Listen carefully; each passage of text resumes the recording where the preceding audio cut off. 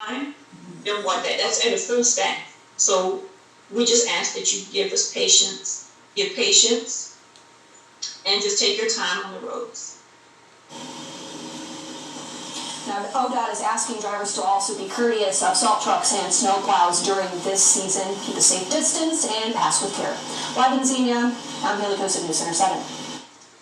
I haven't seen snow in our area. I've been out of town for all of the snowfall that we've had this year. So this, when I step outside, it's going to be the first time, McCall. And then looking at some of those roads, I'm just reminded of how slick they can get, even with just a little bit of snow. Yeah, you just forget, when you go through spring and summer, and then the first time you get that good thin layer of snow, you might just forget how slippery it can be. Our prompter operator, Corey, said, just be careful, those sidewalks are a little slick when we walk out tonight. Good reminder. Yeah, and we can see that certainly being the issue, not only tonight, but for tomorrow as well. Behind me, the camera shot does show that there is that nice coating of snow there near Austin Landing, similar scene throughout the entire Miami Valley.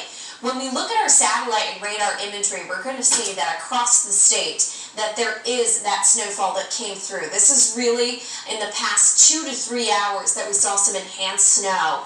Now it's starting to taper a little bit more for us in the Miami Valley. But with temperatures below freezing, and they've been below freezing all day long today, it is creating an environment where that snow is not going to melt. It is going to stick around unless it's treated or swept away by a broom, because it's not much more than that light little dusting of snow.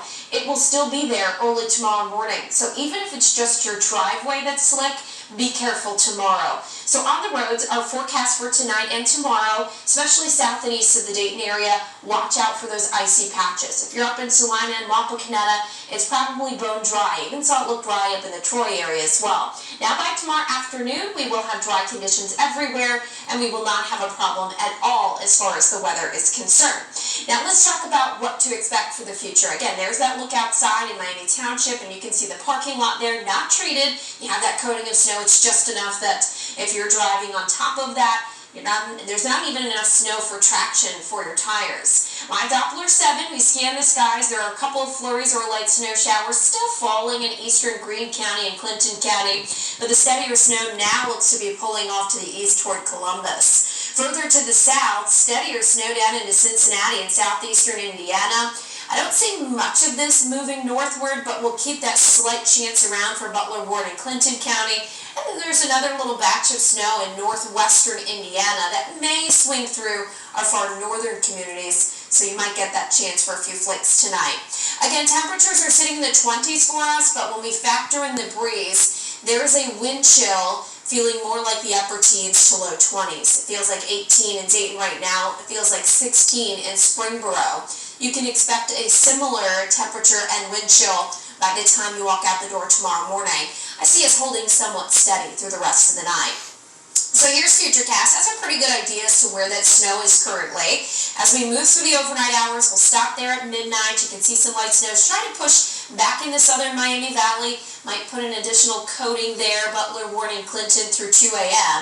Then we start to see the drier weather taking back over, and by 6 a.m., we just have some overcast skies. Into the afternoon tomorrow, we will see some clearing across the area. We'll have a sunny sky as we wrap up the day, but it will still be chilly, as highs are only going to get to about 39 degrees, which is below average. Still an improvement from what we had today. At the bus stop in the morning, 25 degrees, 39 for the second half of the day, but again, we'll see a little bit more in the way of sunshine.